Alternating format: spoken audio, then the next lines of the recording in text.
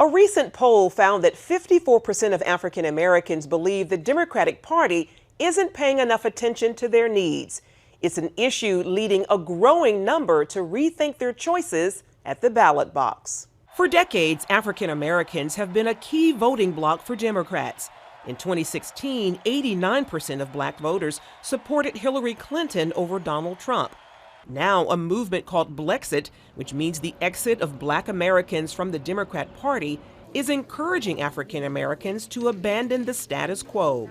Conservative firebrand Candace Owens started the organization that now boasts chapters in several states.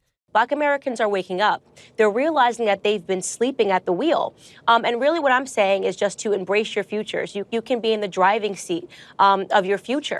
Danielle Robinson is the North Carolina director of Blexit. This is not a quiet time at all. It is an all-in time. And those that are fighting this battle, those of us that are part of Blexit, we are all in because we've got nothing to lose because we've lost too much already.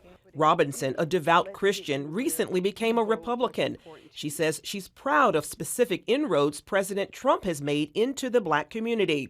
They include historically low unemployment for African Americans, prison reform, and allocating a record amount of federal money to historically black colleges. Regardless of if you like him or not, his results are undeniable.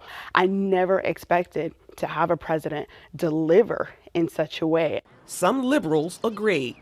Following the president's recent State of the Union address, CNN analyst Van Jones issued this warning to his fellow Democrats. We got to wake up, folks. There's a whole bubble thing that goes on. We say, well, he said S-hole nations, therefore all black people are going to hate him forever. That ain't necessarily so.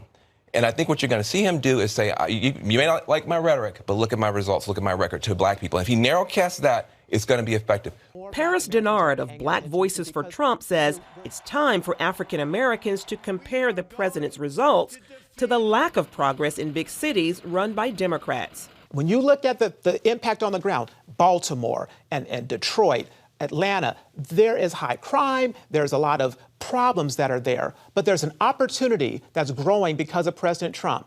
And I think more and more black Americans are waking up to the fact that we might have to give Donald Trump another chance, and we might have to give the Republican Party, not just at the president, but down ballot, a first look. Meanwhile, Robinson, who has faced backlash for her new political views, urges other African American believers to consider their values. They have fooled us every election into voting against God or voting, diminishing freedom of religion, and they cause us to forget what's not working. And we're not doing that anymore. As a community, as Christians, we're coming into alignment. Charlene Aaron, CBN News.